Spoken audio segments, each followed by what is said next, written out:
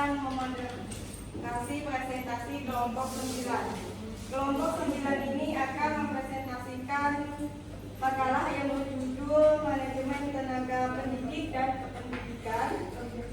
Mari kita simak penjelasan pertama yang akan dijelaskan oleh Amelia kepada tempat dan waktu. Silakan. Saya akan menjelaskan pengertian manajemen. Manajemen berasal dari bahasa Latin, yaitu manus yang berarti tangan dan setuju yang berarti melakukan. Jika digabungkan akan menjadi manajer yang artinya menangani, mengatur, membuat sesuatu sesuai keinginan dengan memanfaatkan semua sumber yang ada.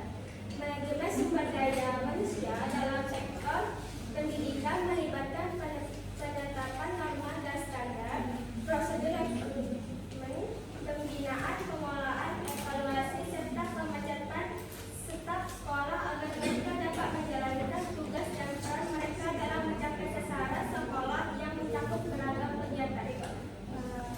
Sedangkan menurut Undang-Undang Nomor 20 Tahun 2003 Ayat 39 menyebutkan bahwa tenaga pendidik adalah tenaga kependidikan bertugas melaksanakan administrasi, pengelolaan, pengembangan, pengawasan, dan pelayanan teknis untuk menunjang proses pendidikan pada satuan pendidikan.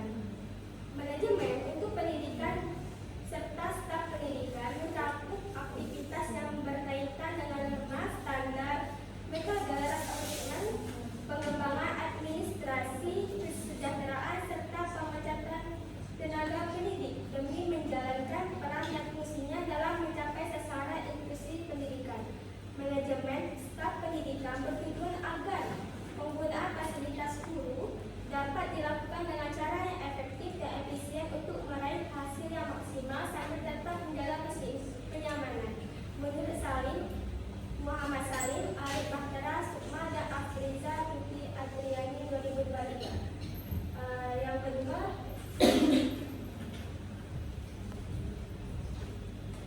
tujuan manajemen pendidik dan kependidikan. Menurut Yasa, tujuan manajemen tenaga kependidikan adalah untuk memanfaatkan sumber daya kependidikan dengan cara yang efisien dan efektif demi mencapai hasil yang maksimal. Sasaran dari pengelolaan tenaga pendidikan ini adalah agar mereka memiliki potensi dorongan dan inovasi untuk yang pertama menciptakan sistem pendidikan yang mengatasi kekurangan yang ada. Yang kedua, secara berkelanjutan menyesuaikan program pendidikan di sekolah sesuai dengan kebutuhan belajar peserta didik dan menghadapi persaingan dalam masyarakat yang bersifat sehat dan dinamis. Yang ketiga, menyediakan tipe kepemimpinan khususnya dalam menyiapkan generasi pemimpin pendidikan yang kompeten dan dapat menjadi teladan, yang mampu menciptakan organisasi manusia yang memiliki makna lebih dari sekedar hubungan manusia dalam konteks pendidikan di sekolah. Yang keempat, tipe kepemimpinan yang memastikan peningkatan produksi pendidikan yang menggabungkan efektivitas, efisien, dan keadilan melalui pengelolaan tenaga pendidikan yang rasional dan profesional. Yang kelima, tipe kepemimpinan yang memastikan keberlangsungan upaya untuk mencapai keseimbangan dalam organisasi melalui penyesuaian tujuan individu dengan tujuan sistem pendidikan di sekolah. Yang keenam, menciptakan kondisi dan atmosfer kerjasama dalam sistem pendidikan yang mendukung secara maksimal perkembangan profesional dan keterampilan dari setiap tenaga pendidikan. Baiklah, saya akan memimpin belakang. Baiklah, penjelasan yang kedua akan dijelaskan oleh Okta. Tempat dan waktu dipersilakan. Baiklah, di sini saya akan menjelaskan prinsip-prinsip manajemen pendidik dan tenaga kependidikan. Prinsip-prinsip manajemen adalah pernyataan atau kebenaran mendasar yang menjadi pedoman untuk menyelesaikan tugas memimpin upaya untuk mencapai keseimbangan terbaik dalam proses penyampaian tujuan sebaik-baiknya. Menurut Altis, MFA 2020, prinsip-prinsip manajemen pendidikan sebagai berikut. Yang pertama, prioritaskan tujuan di atas kepentingan pribadi dan rekan kerja. Yang kedua, mengkoordinasikan Yang ketiga, pendelegasian tanggung jawab pada personel sekolah harus sesuai dengan sifat dan kompetensinya. Yang keempat, familiar dengan fokus psikologis manusia. Yang kelima, kreativitas nilai. Prinsip-prinsip pengelolaan pendidikan berfungsi sebagai panduan atau tolok ukur dasar dalam melaksanakan serangkaian aktivitas manajerial yang menjamin keberhasilan atau kegagalan suatu lembaga pendidikan, terutama sekolah. Aktivitas ini sangat krusial dalam menentukan hasil dari suatu lembaga pendidikan, baik itu prestasi maupun kebutuhan. Terdapat 4 elemen utama yang perlu diperhatikan dalam penerapan prinsip-prinsip pengelolaan pendidikan, yaitu sarana yang ingin dicapai, tenaga kerja yang terlibat dalam isu tersebut, tanggung jawab yang harus dipenuhi, dan norma-norma yang diterapkan dalam organisasi atau lembaga. Makmur Putri Yasrine Delastri Desi Anggraini Desi Sandra Putri Marjani 2023. Selanjutnya saya akan menjelaskan pelaksanaan tugas dan fungsi manajemen pendidik dan kependidikan. Menurut Ayubi dan Wibowo 2020, tentang pelaksanaan tugas dan fungsi manajemen pendidik dan kependidikan menemukan bahwa manajemen pendidik dan pendidikan terdiri dari yang pertama, perencanaan manajemen pendidik dan tenaga kependidikan. Perencanaan manajemen tenaga pendidik dan kependidikan adalah mengembangkan dan strategi menyusun tenaga pendidik dan kependidikan SDM yang komprehensif guna memenuhi kebutuhan organisasi di masa depan. Yang kedua, rekrutmen pendidik dan tenaga kependidikan. Rekrutmen dapat dilakukan untuk menutupi celah yang diketahui dalam proses perencanaan seperti yang dikatakan ISO 2018 bahwa rekrutmen tenaga pendidik dan tenaga kependidikan merupakan upaya untuk melaksanakan proses perencanaan agar dapat berjalan dengan baik dan dapat menghasilkan kualitas pendidik dan tenaga kependidikan yang memuaskan sesuai dengan harapan. Yang ketiga, penempatan kerja pendidik dan tenaga kependidikan.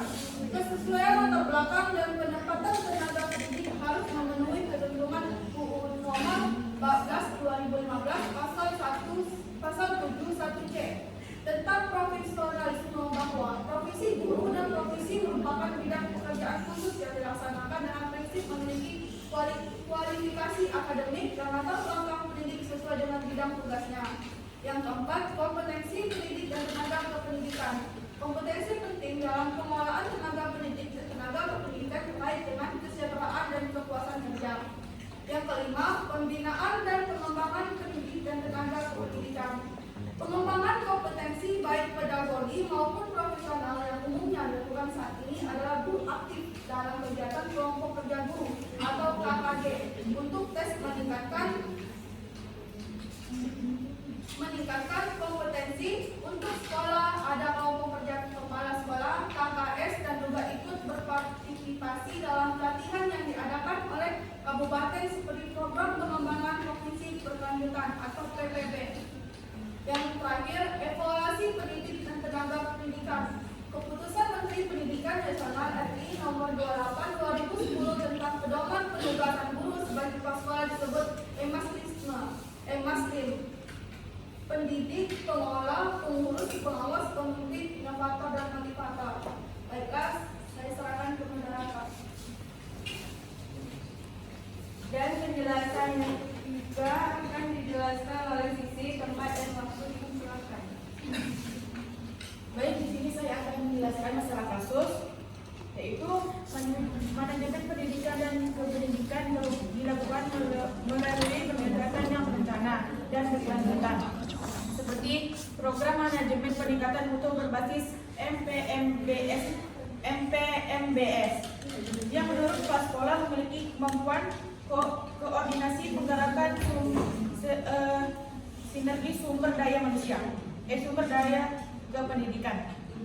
Kepala sekolah juga berperan sebagai culture creator yang menciptakan kultur organisasi yang positif dan mendukung proses belajar mengajar. Lalu, kepala sekolah berperan sebagai pemimpin yang mampu memobilisasi sumber daya termasuk sumber daya manusia seperti guru dan tenaga pendidikan. Untuk mencapai visi dan misi sekolah secara efektif, Kepala sekolah harus menjalin hubungan yang baik dan percaya diri dengan semua pihak internal dan eksternal, termasuk guru dan tenaga kependidikan, guna menciptakan iklim kerja yang kondusif dan mendukung peningkatan mutu kependidikan. Selanjutnya, kekuatan dan kelemahan. Kekuatan dari model ini adalah adanya komitmen bersama dan peran aktif kepala sekolah dalam mengelola sumber daya serta membangun kultur organisasi yang positif. Kelemahannya mungkin terletak pada tantangan dalam menjaga konsistensi yang berkelanjutan program, serta kebutuhan akan kompetensi manajerial dan kepemimpinan yang tangguh dari kepala sekolah. Yang selanjutnya, usulan perbaikan meliputi peningkatan kompetensi kepala sekolah dalam manajemen yang kepemimpinan serta memperkuat kolaborasi dan komunikasi antara kepala sekolah, guru, dan tenaga kependidikan. Selain itu, penting untuk menggalang dan eksternal yang memperkuat komitmen seluruh unsur lembaga agar mutu pendidikan dapat terus meningkat dan berkelanjutan. Secara umum, keberhasilan manajemen pendidikan sangat bergantung pada kemampuan kepala sekolah dan memimpin, memotivasi, dan mengelola sumber daya secara efektif dan membangun kultur organisasi yang mendukung mutu kependidikan. Selanjutnya saya serahkan ke moderator.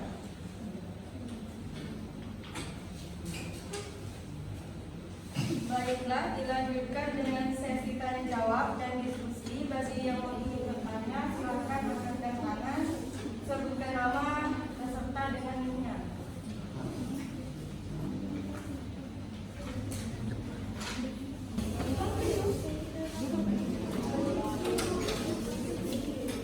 Baiklah, kepada Zaitun Arafah dipersilakan untuk mengajukan pertanyaannya. Baik, terima kasih kepada Desi. Kakak Marian kan menjelaskan bahwa salah satu kelemahan manajemen adalah tantangan dalam menjaga konsistensi dan keberlanjutan program. Nah, apa saran perbaikan yang konkret selain peningkatan kompetensi kepada sekolah untuk mengatasi masalah konsistensi tersebut? Baik.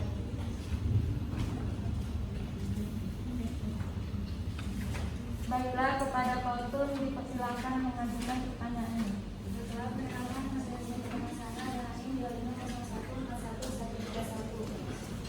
Menurut kelompok kalian, bagaimana cara memanfaatkan sumber daya kependidikan secara efektif dan efisien? Baik, terima kasih. Baiklah, kepada Mahat dipersilakan untuk mengajukan pertanyaannya.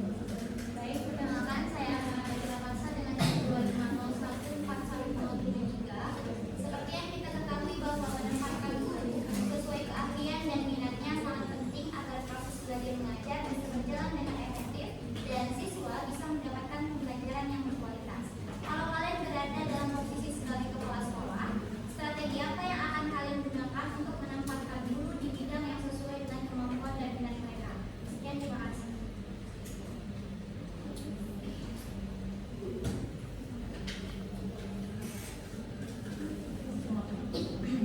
Baik, perkenalkan saya Ahmad Aziza dengan NIM 25014141080. Saya ingin bertanya kepada kelompok kalian, menurut kalian jika jumlah guru tidak seimbang dengan jumlah siswa, langkah manajemen apa yang harus kalian terapkan? Sekian, terima kasih.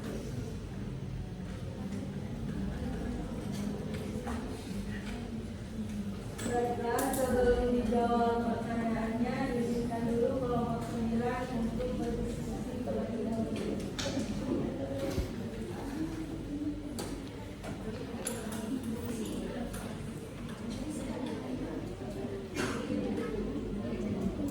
Baiklah, kepada Rizka, silakan untuk mengajukan pertanyaannya.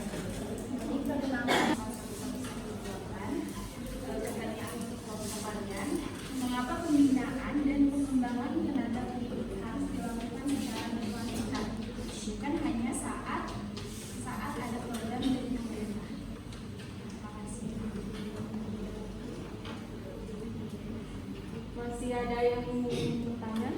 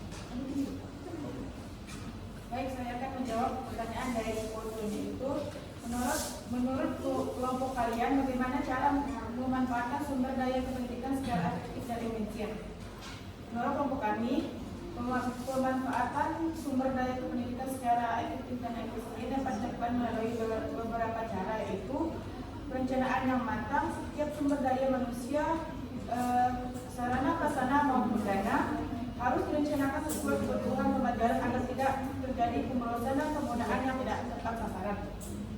Lalu yang kedua, optimalisasi sumber daya manusia. Guru dan tenaga pendidikan perlu ditempatkan sesuai dengan kompetensi dan keahliannya. Yang ketiga, pemanfaatan sarana dan prasarana secara maksimal. Fasilitas seperti ruang kelas, perpustakaan, dan teknologi pembelajaran harus digunakan secara bergantian dan terjadwal dan dirawat dengan baik agar berfungsi optimal dan tahan lama. Yang keempat, pemanfaatan teknologi kependidikan. Penggunaan media digital, platform pembelajaran daring, dan sumber belajar online dapat memperluas akses belajar, menghemat waktu, biaya, serta meningkatkan kualitas pembelajaran. Yang kelima, pengelolaan anggaran yang transparan dan tepat guna. Dana pendidikan harus dialokasikan berdasarkan skala prioritas, diawasi dengan baik. Yang terakhir itu evaluasi dan pengawasan berkala. Melakukan evaluasi secara rutin terhadap penggunaan sumber daya untuk mengetahui efektivitasnya, secara melakukan perbaikan jika ditemukan kekurangan. Dengan langkah-langkah tersebut, sumber daya kependidikan dapat dimanfaatkan optimal sehingga kependidikan dapat tercapai dengan hasil yang maksimal. Apakah Fatun bisa atau adisional? Selanjutnya saya akan menjawab pertanyaan dari Amanda.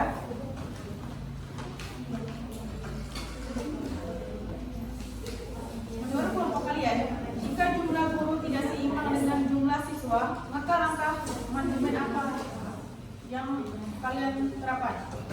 Yang pertama, kajian kebutuhan tenaga pendidikan. Analisis kebutuhan tenaga pendidikan. Melakukan pendapatan rasio guru dan siswa di setiap kelas untuk mengetahui tingkat kekurangan atau kelebihan guru secara akurat. Yang kedua, penataan ulang beban mengajar. Mengatur kembali jadwal dan beban mengajar guru agar lebih profesional. Yang ketiga, pengelompokan siswa secara efektif. Mengatur ukuran kelas yang ideal atau menerapkan sistem kelas paralel agar proses belajar mengajar tetap kondusif meskipun siswa banyak. Yang keempat, pemanfaatan teknologi pembelajaran.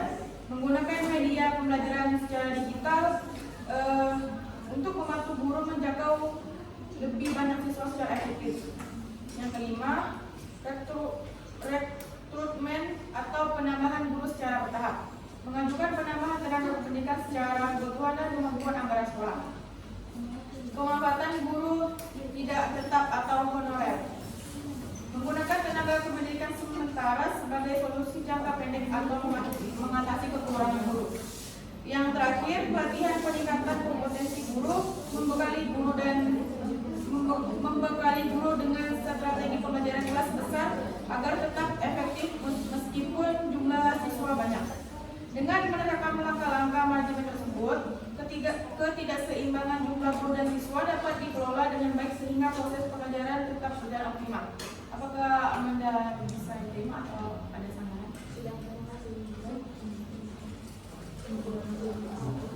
Pertanyaan dari Amara dan Zaitun akan dijawab oleh Optimal. Baik, di sini saya akan menjawab pertanyaan dari Zaitun Arafa. Makalah kalian menjelaskan bahwa salah satu kelemahan manajemen adalah tantangan dalam menjaga konsistensi dan keberlanjutan program. Pertanyaannya, ada saran perbaikan yang konkret selain peningkatan kompetensi kepada sekolah untuk mengatasi masalah konsentrasi tersebut. Untuk mengatasi tantangan konsentrasi dan keberlanjutan program, salah manajemen terdapat beberapa saran perbaikan konkret yang diterapkan meningkatkan kompetensi sumber daya manusia di sekolah. Yang pertama, penyusunan standar operasional prosedur SOP yang jelas dan tertulis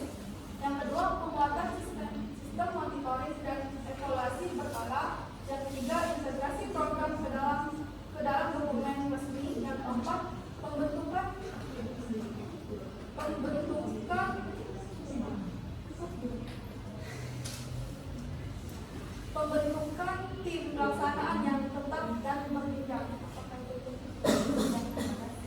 Selanjutnya saya menjawab pertanyaan dari Amara.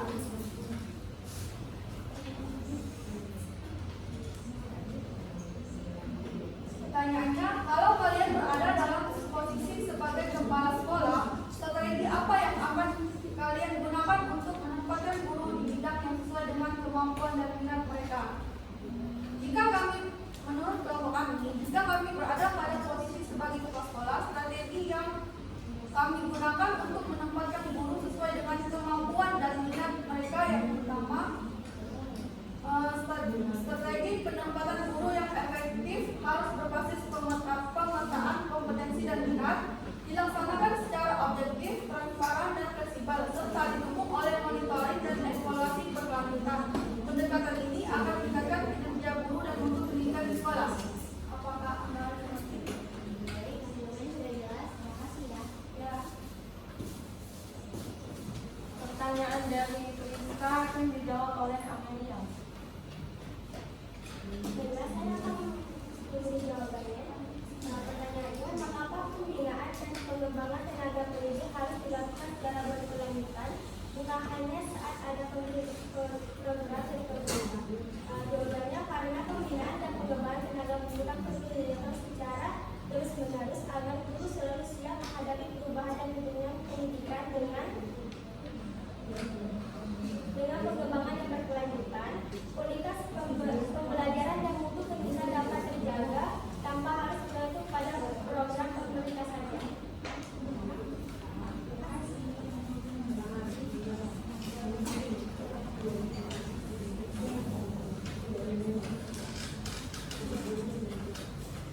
Sebelum saya tutup presentasi ini, dengan saya menyimpulkan materi masalah kelompok 9, yaitu kesimpulannya, manajemen pendidik dan tenaga kependidikan merupakan proses pengelolaan sumber daya manusia pendidikan yang mencakup perencanaan, rekrutmen, penempatan, kompensasi, pembinaan, pengembangan, dan evaluasi.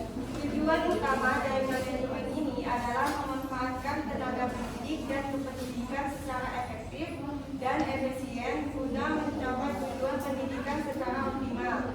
Keberhasilan manajemen pendidik dan tenaga pendidikan sangat dipengaruhi oleh kepemimpinan kepala sekolah sebagai penggerak utama organisasi pendidikan. Kekuatan dari manajemen ini terletak pada komitmen bersama dan terciptanya kultur organisasi yang positif. Sedangkan kelemahannya terdapat pada tantangan konsistensi program dan tuntutan kompetensi kepemimpinan yang tinggi. Oleh karena itu, diperlukan peningkatan kompetensi manajerial kepala sekolah, penguatan kolaborasi antar warga sekolah, serta komitmen berkelanjutan dari seluruh unsur lembaga pendidikan agar mutu pendidikan dapat terus meningkat dan berkesinambungan. Demikianlah kesimpulan yang dapat saya sampaikan. Saya selaku jadi moderator pada hari ini pamit undur diri. Terima kasih perhatiannya teman-teman semuanya dan mohon maaf